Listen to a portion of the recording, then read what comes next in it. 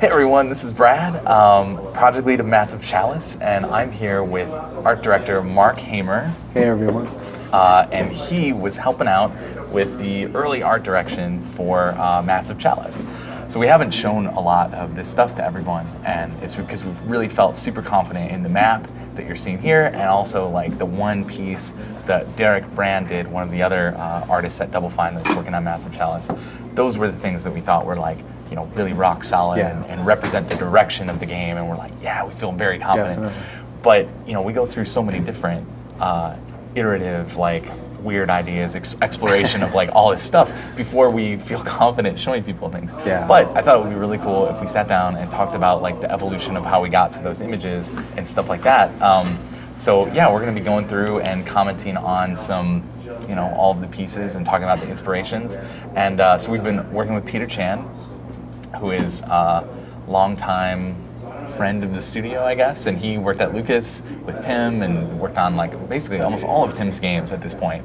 And he's a really amazing artist, and he had some free time, and we're just kind of talking with him about, you know, about the game and inspirations and ways that we can make this like brand new fantasy world and make it something that like, you know, feels unique and feels Double Fine-y. And yeah, so we're going to start going through his references that he sent over that he thought would be really cool for the game. So this is the first one. This is his like, he thought that the Russian monarchy era would be a really cool place to start looking for inspiration for our hero characters. Yeah, we took some inspiration here from the cloaks that the characters wear, especially like the long draping jackets, like that blue jacket and the fur hats. And, yeah, this guy over here, yeah, this super dope blue jacket thing, and then yeah, these hats are like, you know, I don't know, uniquely Russian.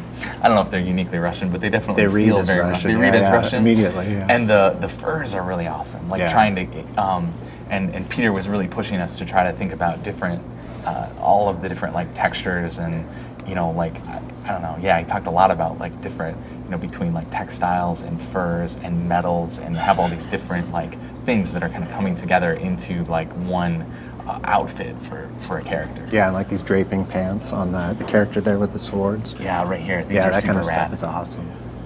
Yeah, so that was. Oh, and Peter often talks about fence posts. You got to talk about that. Got to talk about fence posts, because Peter loves talking about this, about how you want to plant these fence posts in the ground that make a corral, and then once you've decided about like what all of your fence posts are going to be, then any idea that you're free to roam around inside the corral that's been made from your fence posts, and you know that anything that, you know, still fits inside those fence posts will be an idea that makes sense in your world. So yeah, so a lot of this is about like determining what those fence posts actually are.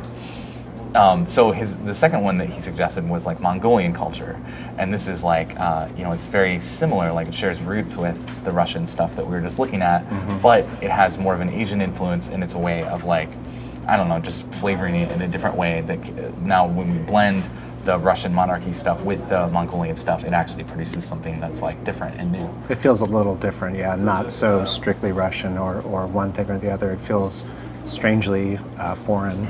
Right, and that's another thing that that Peter talks a lot about when we talk about fantasy stuff, is that you want to have something that's familiar mixed with something different, and then that's how you're going to get like a unique feeling fantasy world, but it's also, it's got some like, you can relate to it. It's like kind of something familiar. You got to start with the familiar base. Yeah. Also, this dude with this hawk is amazing. That is that a hawk? I think it's an osprey. Isn't it an osprey? Oh my god, amazing. That's brilliant. And then these dudes are we actually really liked, we talked a lot about like these rad old dudes. The beards. In these and the beards. And the fact that this fits really well with like the generational aspect of the game. And then like, you know, this female warrior can be like super awesome here too. So we like a lot of this stuff, and we're trying to incorporate a lot of the colors and some more patterns and stuff. Yeah. And then let's see the next one that he sent over. So this is where it got a little crazy. I'll let you explain this one. So he was suggesting that, you know, we focus on some of the prehistoric mammals that are weirder and kind of get less love from people that do Ice Age type stuff. And he was like, he put a lot of emphasis on the fact that he did not pull any reference of a woolly mammoth. Stay away from the woolly mammoth. Stay away from the woolly mammoth, because it's just like, you don't want to play it out. Yeah, it's played out. But we thought that this was really cool, and like we're not sure. People have asked about steeds in the game, and would you be able to like? What are they going to ride? Yeah, what are they going to ride? Yeah. Like with the animal husbandry and like and he talked a lot about like the caribou that they It's a ride. cool idea, Was this yeah. Mongolian? I can't remember if this was Mongolian or not, but I think it was. It's about riding these caribou, and like that's a very cool thing. And I think it took him down this path. The thing that we liked about it the most, even if we don't have steeds in the game, we can imagine that there are like different animals in this world that populate this world, and that will come through the characters through their like fur and the skins of the animals that they wear. It helps to tie it all together and like make it a real world. Yep. Yeah, it's a very cool thing. But we liked a lot of these weird stripy hides on these, like this horse that has like unique patterns to it. Are very cool. And like some of these weird dogs and boars, and like look at this horn. That is a massive horn. It is a massive horn. It seems to fit very well. And it just seemed like the kind of thing that would make sense for this world to like It just got us thinking a lot about like the entire world rather than just the heroes, and I thought that was really cool. And then a smart way of thinking about showing, like even if we never showed any of these animals that we're imagining and thinking about, if we don't take it all the way and have them represented fully in the game, you would still like, it would just flavor the characters and the demons and the world in a way that just makes everything feel more believable. Definitely. So this fourth one, so this was just kind of like general, like general interesting stuff that Peter was finding, and a lot of it was just about like how to mix things that are friendly, I guess familiar. Mixing two familiar things ends up with something that is like kind of weird and different. And he talked a lot about like how this building here is like it takes a lot of like Christian architecture and like the mosques, like onion dome type Russian architecture, but removes all of the crosses and onion domes from it, so it looks like something you've never seen before. Yeah. And I think that's a very cool way to think about this stuff. And then this is from the new Star Trek movie down here, where it's like, all of these forms and shapes are very familiar, all these ferns, this jungle, but it's like bright pink. So again, it's mixing the like familiar thing that with something that you've never really seen before. Just change the color and it's instantly unfamiliar. Yeah, which is super cool. And then, there was also this like, riding on the beasts of backs type stuff. Yeah, you see with this whale and then like this thing over here. And that got us thinking about like some weird, crazy demon corruption that actually like infests a part of the kingdom, and then it actually like gets up and walks away, and that was kind of awesome sounding. We don't know if that will like actually get in there. And then we tried to get more into like talking about the style of the game, like what will the actual style be. And he suggested this artist Ivan Bilibin, who I had never heard of because I'm a programmer. Heard of him either. I'm an artist and I hadn't heard of him, but I love it. It's cool. And it's really amazing. Really like how stylized everything is, and how I don't know. I just like I think the patterns and the colors are a bit much on this one up here, but we really like this piece down here. Actually, all three of these on the bottom are very, very excellent inspiration and reference for the game. And like this has really kind of taken us. I think that you can see a little bit of Derek's final piece that we put together has a lot of the inspiration from this stuff.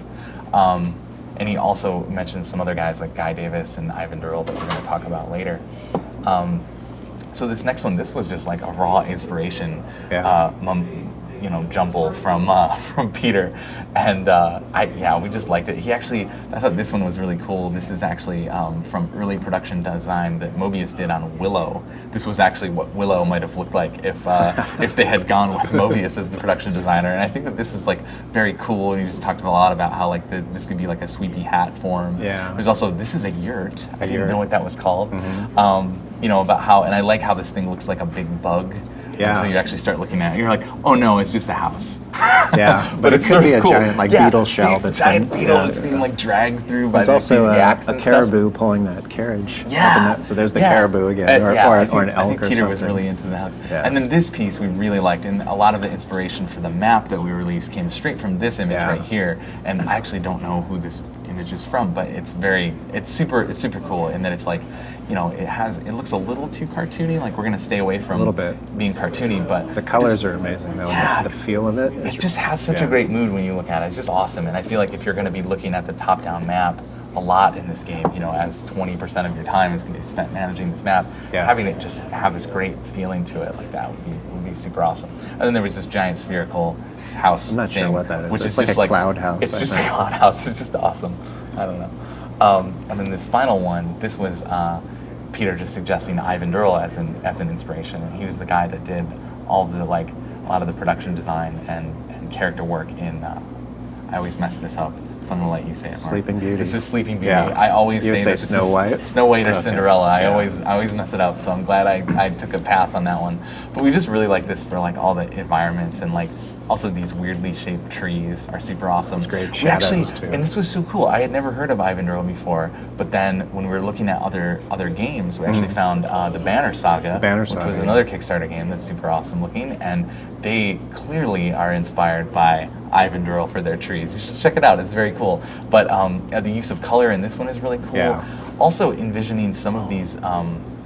Environments. I really like this. This was something that Peter suggested about how the environment, like this is like a tree covered in snow. Yeah. But you can imagine like if the person is even smaller than this mouse cursor, you know, just the tip of this mouse cursor walking up this, you know, crazy Could be a landscape. castle or Yeah, it could be a something. castle or something totally different. A mountain. And then he also took the same kind of tack with this ocean kind of wave. He was like, what if this was actually still. This was kind of like a hill that was covered in moss, like this white moss. So this has a very dynamic look to it.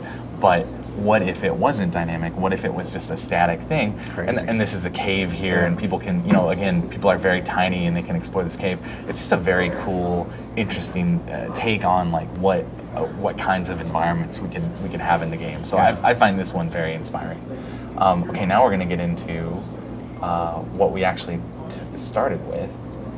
So this is all stuff we haven't shown before, yeah, right? this is all stuff we haven't shown This before. is some early concept art and some later concept art. Yeah, and this is like, this was from Jeremy Natividad, one of the artists here at Double Fine, and this was like his initial stab at like, you know, what could the characters be like. Like a knight, a rogue, an archer. Yeah, just sort of like, you know, kind of starting with our baseline of like medieval fantasy characters. Yeah. What could they look like? And this, like, I think it's like a little bit too cartoony overall, but we were just, you know, trying to work out the language and work out the shapes. Yeah, the shapes are nice. And we really like this guy over here on the right. Yeah, I think this cool. was one of the best pieces that Jeremy produced, and it's just like the use of color and the shapes and the real sharp like graphic lines. Yeah. I feel like that's.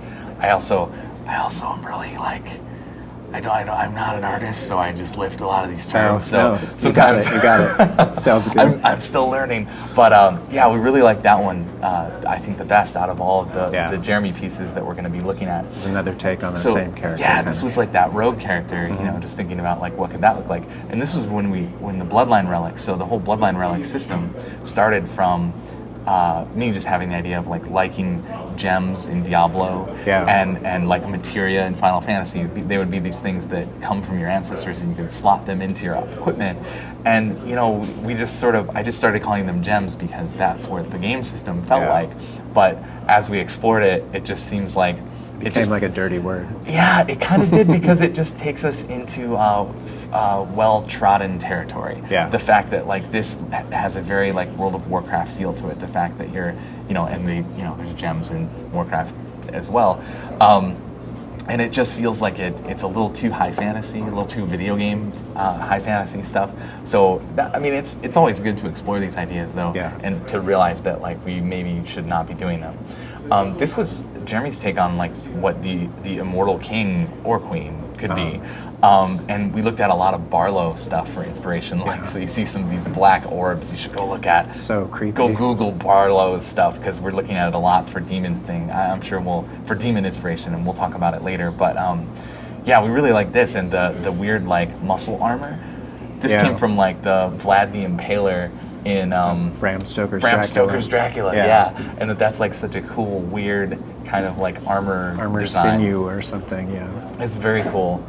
Yeah, let's see. So this was maybe getting a little too Game of Thronesy here, like with this little Joffrey design that he had. Yeah. But it was trying to work in like the sigils and heraldry and sort of like that. You know, the cape would be the color of this character's house, and that's like a very important thing in the game. Oh, this was a different take on bloodline relics and what that could mean. So it's appearing as like a shield almost on his shoulder. And then when you go into battle, that would protect you. So it was a cool idea. And this was when we were talking about using some like Native American concepts in the game. Yeah. And we'll get into that a little bit later. I think we have some other examples of it. But I like that there's these sort of spirit shields that could protect the characters. Yeah. It's a cool concept. Yep. Hey, here's this guy again. Hey, here. Yeah, look at that. This was an early archer that Jeremy drew. We really liked the kind of shapes and like the cinched waist and these bunchy, sort of billowy arms. Yeah. Are very cool. Like this character has a really interesting silhouette that I really like. And then this was a take on Jeremy's like aging thing, like what could it look like? And this really, I think this really did come from Peter, where he was just really stressing that we want to have very different, very distinct silhouettes and sizes for the characters as they age. And so this was Jeremy's take on it, that we have like, you know, the young squire and then the knight in his prime and then the sort of like old grizzled war veteran. And they all have different, you know, kind of different poses, different silhouettes, and yeah, different. It's a rough life. Yeah, it is a rough life. Fighting demons is hard. Okay, and this was from Raz, so this is in a different direction. This is Razmig, one of our concept artists had been at Double Fine for a really long time, and he was just contributing some ideas, and yeah, I was taking some of this like kendo stuff, like some Eastern influence mixed with some Viking designs, and kind of ended up with like this, I don't know, very interesting. It's very interesting, yeah. Especially in the pants area and the helmet. It's really cool, like the face mask. This is really cool too, like just the pants and this thing mixed with the helmet. Yeah. It just creates a very distinct. And again, this is, you know, mixing two things together to end up with something that's like unique. Totally unique. Feels something that you haven't seen before. And then this was another of Raz's things. He drew this, and when he was finished, I was like, "Oh, it's a little Monster Hunter-y." And he looked up some Monster Hunter stuff, and it's totally Monster Hunter. Oh man. It's totally Monster Hunter. The fact that like this is, I don't know, but it's very cool, and we thought that we would show it. We're just trying to like show all of the stuff, and you know, it's like not every idea is gonna work, but it's still a very cool like super fun fighter. Here was a different take that Raz took, which I thought was very awesome. And you know, like how simple the characters are going to be is still kind of an open question. But this was like, you know, how simple can we go? How far can you push it? Yeah, you get some great shapes like this guy's hat over here and his legs, and I think this one was my cool favorite. Silhouettes. Yeah. This was my favorite guy out of all these sort of simpler designs that he had. Like I just like how skinny the guy is, and this hat with the cloth draping off of it. Again, I feel like that's very like, I don't know what culture that's drawn from, maybe none, but it feels like a culture. Yeah. And that's super cool. And I just like that these are like, you know, very simplistic characters. They would read really well from a top-down perspective as well, because they're like very simple, and that's super cool. Another thing. Oh, okay. So this is totally different. This is actually Mark. This was your piece. Yeah, this is one of my first attempts at sort of visualizing the Ancestor Cloaks, or the way that they portray which house they're from. So it's just, you know, is that a scarf? Is it a cape? A sash? Or what? I mean, there's a bunch of different ways you can go with that, but it's got to read really clearly when they're on the battlefield. Yep. So these were just some rough ideas. Yeah, and my favorite part about this, I mean, I really like this in general, but my favorite part is that I imagine you drew these left to right.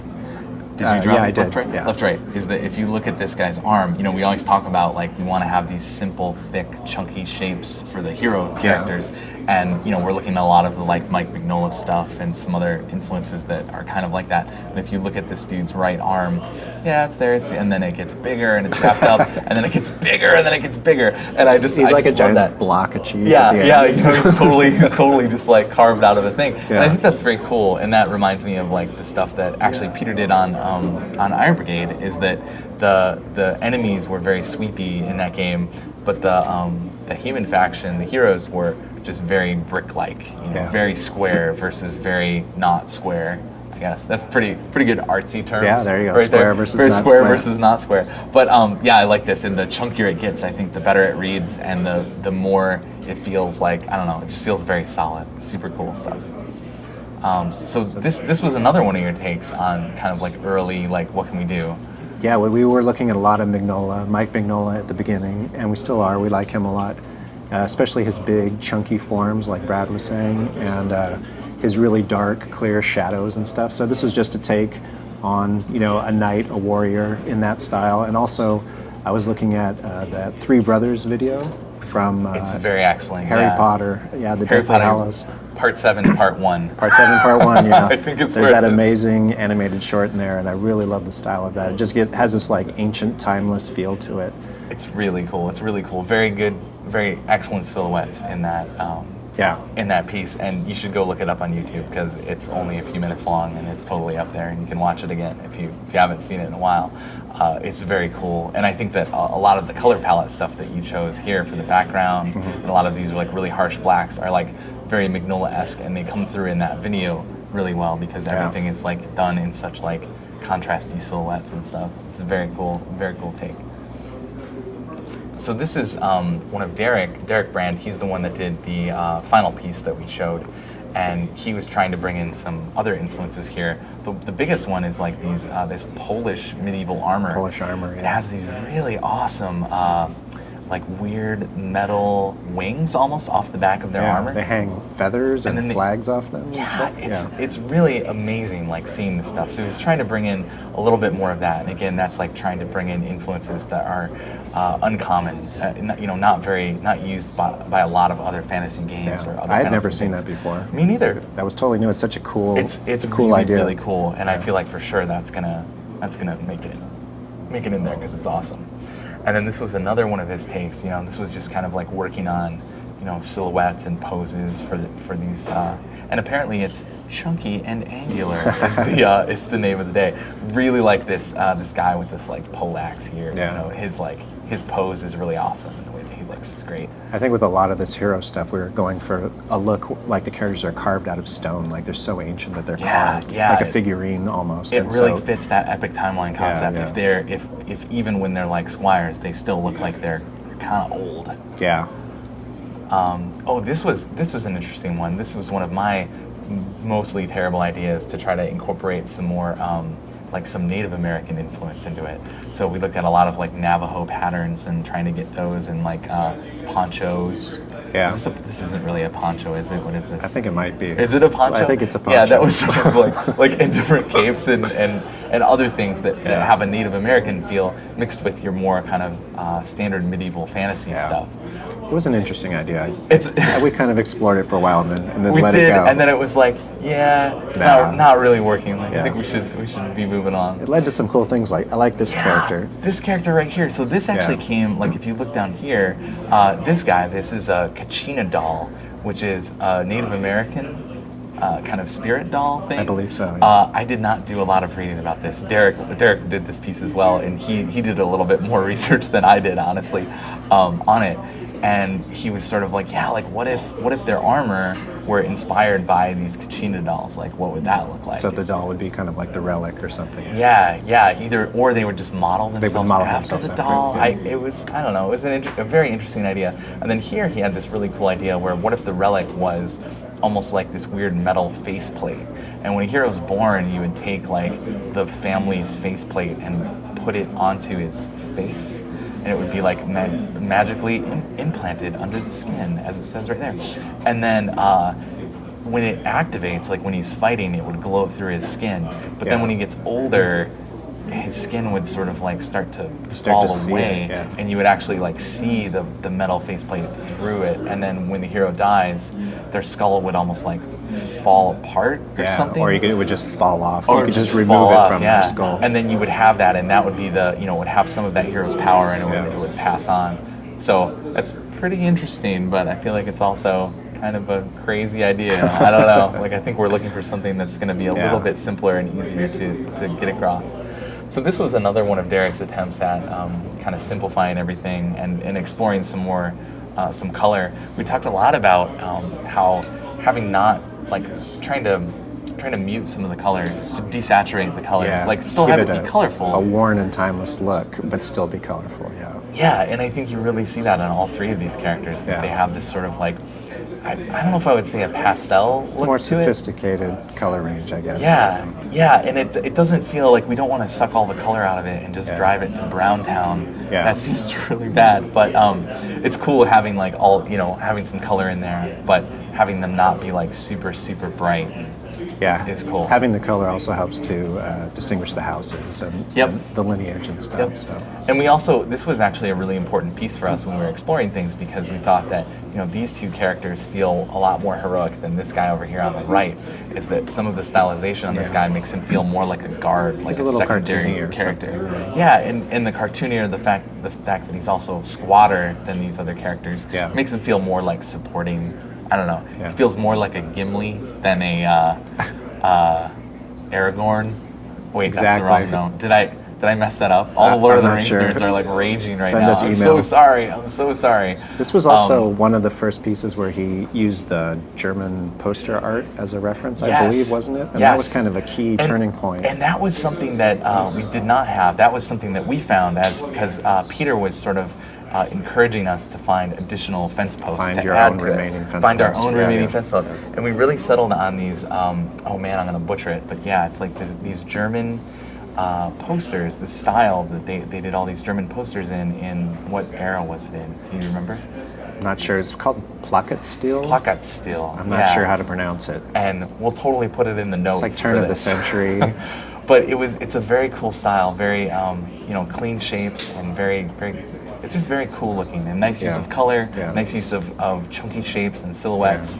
Very clear shadows and light and molded features. Kind of. Yeah. It's a very cool thing, and I think that was like kind of our missing piece. Yeah, it And- fits and- well with the Magnolia type stuff. and things started really falling in place once we settled with that.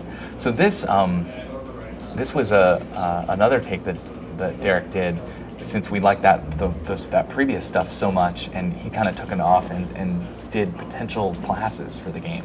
So like, what if we had a warrior? Like, what would that look like? And you can see this Polish armor here Yeah. with the big crazy wings on it, and he tried to bring that in here. And we talked a lot about like this was where we were really getting into the idea of the bloodline relics being cloth, Yeah. and that you could hang those off the back of the wings, and that would be like a really cool way for like warriors to differentiate themselves.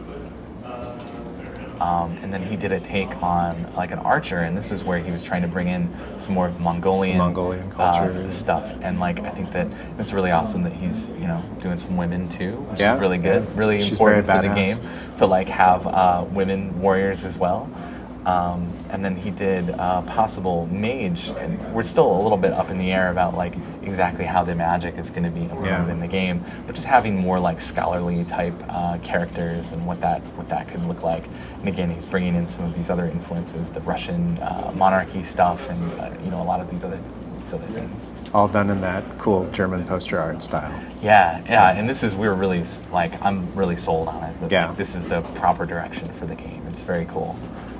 This is a Wow. brand new one that we haven't I haven't actually seen this. He Yeah. just finished this yesterday, and that's super cool. Really like I like the fact that he really feels like old and weathered, like Yeah. the scar on his face. Great and nose like, on that guy. Yeah, and the nose is really awesome. Again, trying to like work in a little bit of that Polish armor stuff, so that we can be hanging the cloth off the back of it.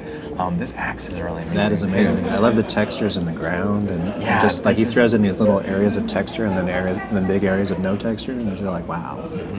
It's very, very cool. And then we've got, and then this is a brand new one that he did too. Just Nice. kind of exploring some female characters in the game, and I just really like how serious she looks. Yeah. It's like, this woman is not messing around at all. Like, it's very obvious. Also, the asymmetry between her Yeah, eyes I is like really that, interesting.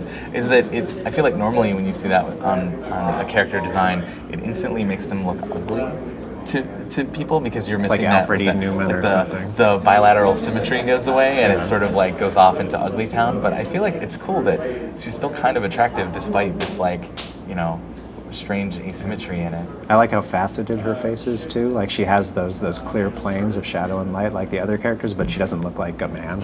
Yeah, You know, so- yeah, that's very cool. And we've talked Yeah. about that too, possibly investigating like kind of low poly art style for the actual characters. That was or a just, big thing we just talked a about. faceted art style, Yeah. not necessarily low poly, but just where the polygons might be more visible on the character. Like a figurine, sort of like those Yeah. Ashley Wood. We looked at some Ashley Wood figurines. those are are really very cool, cool. like the Hellboy stuff, and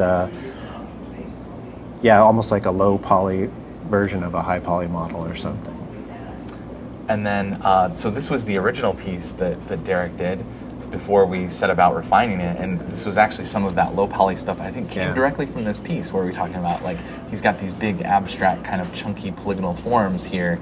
And that was really like the thing that, we thought that was really cool, and we did some exploration on that.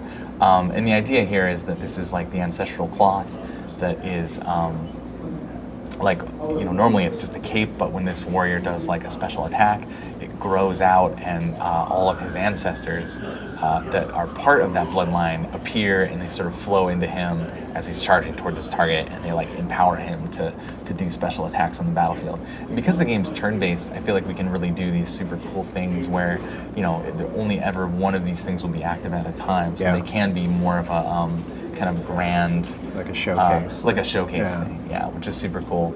And then, we all really liked it, and we started refining this image. And so this was like trying to get a little bit more detail into the characters that are in like the ancestors for this character. I think we're also working on making the silhouette of the cape read really clearly as a silhouette of a cape. Yep. Instead of just sort of like these ghosts behind him. Yeah, or a bunch of like random polygons or something. Yeah, or like shapes floating behind him. And then we really like this character. One of the things I really liked is that this character's father, we assume that this is his father, is very, looks very similar to him, but then they sort of like become a bit more divergent as you go back. Like this would be this character's, the character's grandfather and the character's great-grandmother, or just the character's grandmother, together. It sort of has this really cool, like the whole family has his back and stuff. One of the things that we didn't like were right here, like the way that where the silhouette of the cape is broken. Yeah. Especially here with the character in front, you kind of lose the sweepy capeness of it, and that was something that we altered. And then this was a near final version. I don't know if we actually have the final one, but you know what? You can see it on the Kickstarter page. It's the one that's on the page. Yeah, we did a little bit. Here you can see this is minimized a little bit. Yeah. This character was reworked. We also, and you can also see more clearly the actual Polish armor. The Polish armor influence here. And this was, trying to tighten up the silhouette of the cape a little bit more. And then from this to the final one, Peter actually suggested that we take this orange color that really represented like this character's house, and just make it cool and make it blue. And that was for two reasons. Like one, because that's kind of the universal spectral realm color, and you would the spirits. Everybody would instantly know that those are his ancestors. They're his spirits. And then also, it brings attention to the character, to the actual character himself. It minimizes how much attention this grabs your eye, I guess I would say. Yeah, because right now this guy is commanding a whole lot of attention. Yep, because he's so bright, right? And you're almost not even looking at the hero, and you really want to be drawn to him first. So. Yeah, because he really is the most important thing, the thing that's like, in the present, and that's the character that you're giving orders to and stuff. So yeah, I think it was a really good call. Okay, now we're gonna get to some demon stuff, and this is some stuff that we haven't. So we haven't shown any of this. Yeah, we haven't talked about this at all because it's still very early, and we haven't really made any decisions. So this was some early stuff from Raz, where again talking about that low poly art style, he was getting really into that, and he was kind of taking a stab at that. But he really wanted to look into these very insectoid looking demons with lots of different limbs and stuff, and it feels a little bit too Zergy, I think. When you look at it, it's like, I think it's very cool. That was another take on it. I'm just kind of go through these pretty quickly.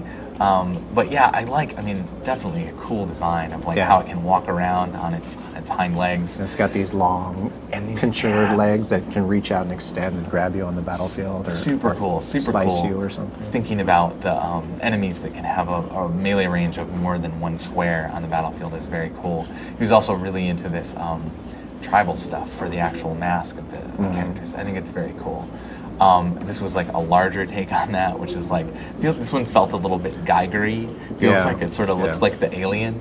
But again, it's good to like get all of these ideas out. Yeah, so here's the tribal mask idea. And this is like a very cool influence about that. But yeah, again, it's good to like get these ideas out. This one is really interesting and creepy because, and this was where we were kind of talking about like, oh, like, you know, we want to make sure that there is weird demon technology for them to actually like wield, you know, so that you could like research this sword.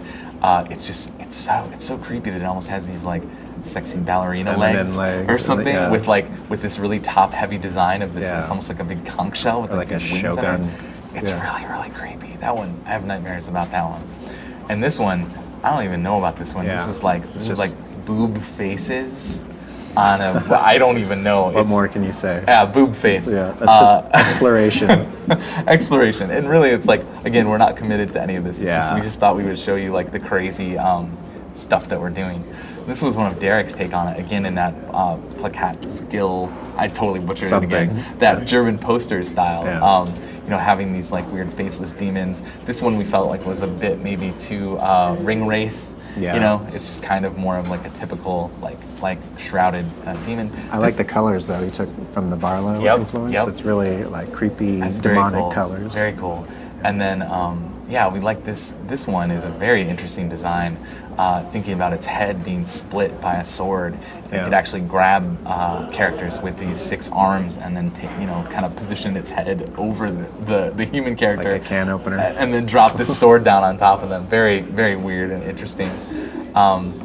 This was another take looking at weird plants, like poisonous plants. Yeah, poisonous plants as reference, and I like this one a lot because it just feels like patterning is really nice down here. Creepy mage kind of character with these 6 arms. I feel like Derek's really into this 6 arm thing. He likes the 6 arms. And these feel more like bugs or whatever. I like these too. These are cool. This one we thought was a bit too, it was like trying to push it in a thicker, chunkier direction, but it just kind of ended up with something that you would see in like World of Warcraft or I don't know, just the original Warcraft games. That's just like all of it is thick, like thick legs, thick arms, thick chest, thick head. It's not really our sword. style, I don't think. Yeah, it's not like, very Double Fine. And we kind of want to take it in more of a direction, in a more creepy direction, I think. And it's like, when there's a mix of like thick and spindly things, I think it gives you like a much more uncomfortable, weird, creepy feeling. Thick and spindly. Thick and spindly. Yeah, that's what we can talk about that later, what that means. This was a take. We were trying to work up a really mysterious piece that we could use for the Kickstarter page, actually. And we were trying to use that sword, the sword of Damocles demon that we were just talking about a minute ago, and like, what could that look like? But unfortunately, we just thought that it was reading too complex. It's too complicated and too hard to grasp. Like, what is it actually? So this was an initial take on like what it would actually look like, and then this was the sort of like shrouded in mystery, fighting a hero that we were going to use to like tease out the demon faction. But we eventually just pulled back on it because we just thought it wasn't ready. The idea is like a little too complicated and too hard to read. So I don't think this is going to be the final direction for the demons. But I don't think so either. But it's an interesting direction. It's a very I'm sure it'll lead us somewhere very interesting. Yeah. So this was an earlier take that Derek had on the demons, and really liked this, the demonic technology. Like I really like these 2 pieces here. This one being this weird, the demons more as almost like spirits that are trapped in these suits of armor, and then you could see the players like taking these suits of armor back, researching them, and then strapping characters into them, and having these this weird collar biting into the human character in a really painful fashion. And then this here was a cool thing. We called this the demon blaster, where this would be something, maybe it's a part of one of the demons or just one of their weapons, and then you can research it and use it. But once you put your hands in both sides of it, it locks you in there and you can never take it off. But it like shoots badass demon blasters, really awesome blasters, demon lasers. So it's like totally okay. So there's a price for the demon technology. Exactly. Always a price. This one was really cool too, and I think some of the we really like these designs here for the demons. This weird fragmented floaty arm is like really cool. We're looking at a lot of Dave McKean stuff the photo collage stuff. Yep. And this like sort of fragmented head face thing. And this one, there's still a lot of like work to do on this, but it's like again, you see some of the weirder spindly legs mixed with the beefy arm. Like I think that is just like creepy and weird. And then this was his take on like a demon mage, where it's almost these like, it's almost like branches. It's almost like tree branch looking legs, and then these are like hands. And then the face is like just this weird floating glyph thing. it doesn't really read from far away. It's kind of like a weird design, but but it's really cool. It's really cool, and I think that this is going to be kind of like the foundation. At least this is what we're thinking, and we'll get to some more recent stuff in a minute. But that stuff's very cool. So I haven't seen this. Hey, this is some more recent stuff. So this is Derek just exploring some even crazier ideas. This was me leaving work and saying, hey, yeah, maybe they could be like forces of time, like erosion, or they could be out of time or whatever. So he has this sort of, these are like water demons, these two, that are like, you know, kind of built on the concept of like erosion, I guess. It's pretty abstract, and I don't know if it really works. Yeah. It's kind of weird. This one is, I really like this guy.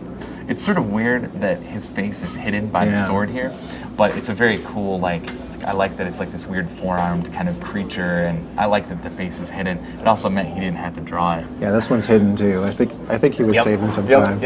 And this one was more of like a weird, you know, abstract time mage or something that represents the demons. And this, I think this one's a little bit too human. Yeah, like, I think I want them a little to be confusing. Yeah. But I'm really into A and B though. I'm really liking these it, are cool. They're weird. And so we talked about like concepts like erosion and rust. Yeah. And, you know, almost like side effects of time. The demons could represent those, and that seems very cool because it's opposed to the actual lineages. You know, thinking about the demon concepts eroding the human legacies over time. That it's a very like grindy, like they're trying to grind out the humans over a long campaign, and that's really like what the game's about. Cool, yeah. I think it's a cool idea. Metaphor. This is another take on that four-armed kind of demon. That's weird. I like that guy. This one here is a thicker, chunkier version of the mage that we saw a few back, and I think that this will read much better from like a top-down perspective. So it's very creepy and weird. I don't know. Actually, I was just at the museum yesterday and saw Rodin's The Mighty Hand. Have you ever seen that? I haven't.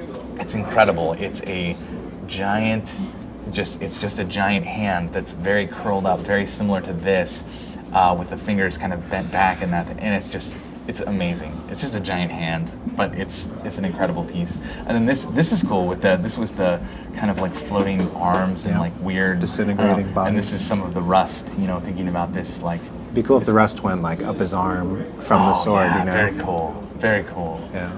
This is pretty sweet that we're like commenting on these on the fly. I'm loving this. Here's another one. So this is like a weird molten rock demon with like a sword going through its head. Yeah. Derek really likes swords going through heads. I've noticed that. He's got some issues. And this one is cool. This is like a weird. I like that this split in the face is not right down the middle. Yeah. And it's almost like, because this is 3/4 of a face offset with half of a face. I don't even know. That's a really interesting thing, because I feel like whenever you see this kind of thing, it's more done in a two-face kind of fashion, where the whole head is just like one head, but this is like a head and a half or something. I don't know. A face and a half. Again, the human part is maybe a little confusing at first glance. And a little too strong, I think. I think it's good for them to be a little bit. It'd be cool if it was a rotten human face or like a. Yeah. I like the pose of this character. Yeah. This just looks very feral and weird, and wow, I don't even know how many arms this guy has. It's very interesting. Oh, I think we're at the end. What? I think we just looped to the end.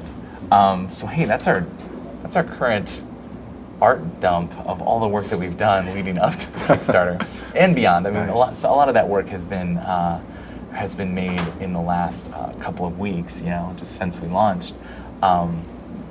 So yeah, I mean, lots of directions to explore, especially with the demons. Yeah. Like, you know, what other, I don't know. We're going to be exploring a lot of different avenues with the demons and trying to find something that really feels unique and sets them apart from the humans, and also feels like a good foil for, you know, the whole bloodline legacy concept. It's like we want them to be nicely matched as enemies on the battlefield. But yeah, thanks for sitting down with me, Mark. Yeah, talking about this. no problem. That was fun. It's And cool to see that new stuff. It is. Also, it's like, you know, it feels like, you know, we only showed 2 pieces of concept art when we It's launched nice to be able the to campaign. show a little bit, But because we had so much stuff. It's cool to like, you know, be able to sort of show the process of how we got there. It's exciting to. And yeah, it's super exciting. And there's a lot more to come too. Yeah. We'll be showing more as we do it. Hopefully doing some live streams of like new art that's being created just for the game, like during the Kickstarter. And yeah, we'll be posting more stuff about it. Yeah, I think that's about all we got. So hey, thanks for tuning in. Thanks for backing thanks a lot. Massive Chalice. See you guys. See you later.